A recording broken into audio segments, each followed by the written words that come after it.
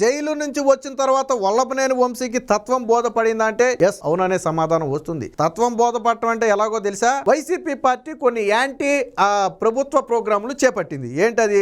బాబు surety, మోసం guarantee అని ఒకటి, ఇంకోటి ఏదో 2-3 ప్రోగ్రాములు యాంటీ ప్రోగ్రాములు చేపట్టింది. దానికి రాష్ట్ర వ్యాప్తంగా కూడా వైఎస్ఆర్సీపీ నాయకులు కార్యకర్తలు పాల్గొనాలని అధిష్టానం పిలుపునిచ్చింది. ఇదే సమయంలో ఈ ప్రోగ్రాములను సక్సెస్ చేయడం కోసం ముందుగా కొన్ని సమావేశాలు ఏర్పాటు చేసుకున్నారు ఎక్కడికక్కడ. బట్ గన్నవరంలో వల్లభనేని వంశీ సమావేశం ఏర్పాటు చేయడానికి ససేమిరా అన్నాడట. వాస్తవానికి స్వయంగా అధిష్టానం నుంచే వచ్చినప్పటికీ పేర్ని నాని మధ్యలో రాయబారం నడిపి నువ్వు మళ్ళీ కార్యకర్తలతో కలవాలి, మళ్ళీ యాజ్ ఇట్ ఈస్ గా ఎప్పుడులాగా తిరగాలి, ఈ ప్రోగ్రామ్ ని మనం సక్సెస్ చేయాలని చెప్పి స్వయంగా పేర్ని నాని వల్లభనేని వంశీ దగ్గరికి వచ్చి మాట్లాడితే, వంశీ ఇప్పుడు వద్దులే తర్వాత చూద్దాంలే, జరిగిన నష్టం చాలా తీవ్రంగా ఉంది, అంటే లోపల ఉన్న వాడిని నాకు తెలుస్తుంది, బయట ఉన్నవాళ్ళు మీకేం తెలుస్తుందని ఒక రకంగా కుండబద్దలు కొట్టాడంట. ఎవరి మీద?